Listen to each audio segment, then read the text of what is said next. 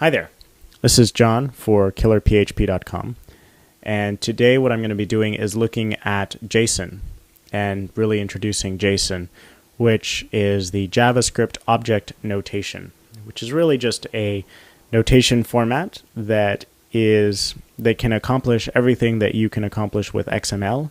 JSON is also lighter and is also jQuery friendly. So as things progress with being able to do XPath queries in XML and being able to query XML, JSON is a great alternative because it's light and it's quick and it's easy to use, and it's also very malleable, and it's great for serializing objects and passing them from PHP to your jQuery front end. So let's get started. The first thing I'm going to do is I'm going to clear out a lot of what we did in the last tutorial, but we're going to be coming back to it in the next tutorial. So don't just delete it completely, but I am going to be going back to a very simple introduction. So we're going to have a title here. We'll say introduction or introducing JSON. Very simple. Have a title. That's about it. And I'm just going to save this file as introducing JSON.html. So I'm going to go back here and I'll say introducing JSON. And there we go. So we've got ourselves a nice website with a header 1 tag. Now the nice thing about JSON is that it works much like an object would work in something like Java. So I'm just going to give you a very quick example of what the JSON notation looks like, and then we're going to start playing with it using a template and also just logging against it as well. So at the top here, and this has nothing to do with jQuery specifically, just so you know, I'm going to create a variable called person, and it's going to be equal to 2 curly braces. Now the 2 curly braces act as a container format. So inside person here, I'm going to create my first parameter, which will be ID. And ID will be an integer of type 13. Now I'm going to create a comma because this is actually comma delimited list. And I'm going to create a parameter called first name, and that's going to have a parameter of Jane, and last name, which is going to have a value of Doe. So I think you can see here that I've got this person object with an ID of 13, first name and a last name, and that's it. Now if I go back here to my Google set on load callback, basically my get ready function, I'm going to create a console.log of person.id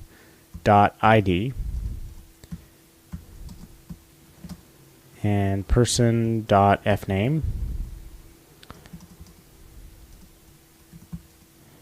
and then person.lastname, and then we're just going to close that. So we're doing a bit of concatenation, and we're just doing a console.log, and the notation is quite nice. You can see that we're just saying person.id, person.fname, person.lname. So it's very descriptive as well. Now if I refresh this again, you're not going to see anything, but if I open up Firebug, you'll see that it says 13 Jane Doe. So we can see that the notation works well and that our variable up there is also working. I can also, this is kind of a side note, but just like I'm using a dot notation, I can also use an associative array notation as well, although it does take up more characters and there isn't much of a benefit, but it's just something that's good to know. So if I refresh this again, you'll see that the associative array notation also functions with JSON. So let's go back to our JSON object here, and let's add a couple neat new features. So our friend Jane Doe here actually has multiple email addresses. So one way of accomplishing that is just to use an array within our JSON object. So we're going to have a parameter called email, and then inside that I'm going to have an array with jdoe@company.com and then jdoe@gmail.com. So that's her personal and her work email. So you can see that we've embedded a associative, not even an associative array, just a regular array within the email variable. We can take that a step further, and we can create objects. So I'm going to create a permissions object. And the permissions object simply tells us what permissions Jane Doe has on the system. So again, we're going to separate this with a colon, and then we're going to open this up into another squiggly bracket. And I'm just going to indent that a bit so that we know that that's different. And then here we're going to have a parameter called guest. She is truly a guest in our system. A user. She is definitely a user. But let's say that for some reason or another, she's not an administrator in our system. So we now have an object within an object. We've got a person object and then a permissions object. We've got an array of email addresses. We've got some strings, and then we have an integer here, which is an ID, and we also have booleans, which is kind of neat. So if I go back down to my Google callback here, I can do console.log person.id. I can do person.fname, and I can also do something like person.email and person.permissions.admin. Let's see what happens. So if I refresh this again, I'm going to get 13 Jane, Doe, basically the array for her 2 email addresses, and then false. So JSON is very powerful because it allows you to create these really complex objects very quickly. So we'll just leave this logging stuff in there for now, but we're going to create a function, and this function is going to be called getPersonTemplate, and it will take a variable called p. And in here I'm going to create a variable called o, and it'll just be a div of class type person. Just close that, and then at the bottom here I'm going to have o plus closing div, and then I'm going to return o. Wait, we need to do a plus equals, I believe. There we go. So just doing a bit of string concatenation. Now inside this div I want to have some kind of header 2.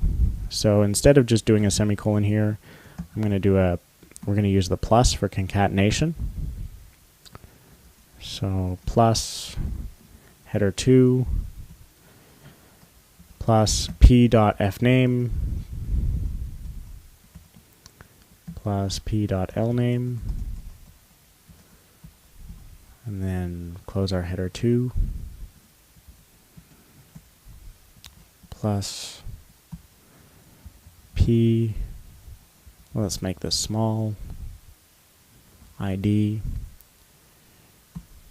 plus p.id. So what you can see that I'm doing right now is I'm basically just creating a template inside my JavaScript.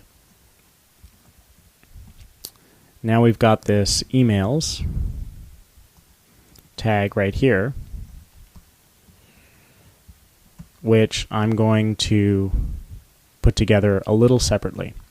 So in order to do the emails tag, I'm going to create a unordered list. So this way we can accommodate any number of emails. So that's our first chunk. Now we've got this unordered list up here. We're going to have to close it somewhere. So I'm just going to create another concatenation here to close the unordered list. And now we're going to start looping.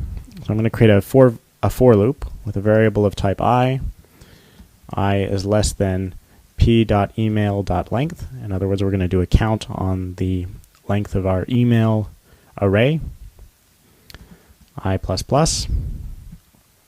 and then we will concatenate this with any kind of list item, and in here p.email, and then we can grab the indice of that email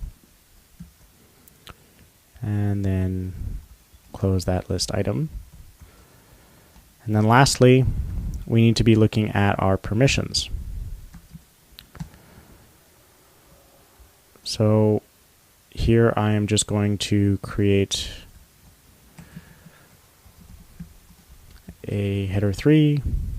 And if you can think about this and combine it with what we did in the DOM manipulation tutorial, you could add any number of listeners or what have you to your already existing JavaScript, and you could come up with some really great and creative options.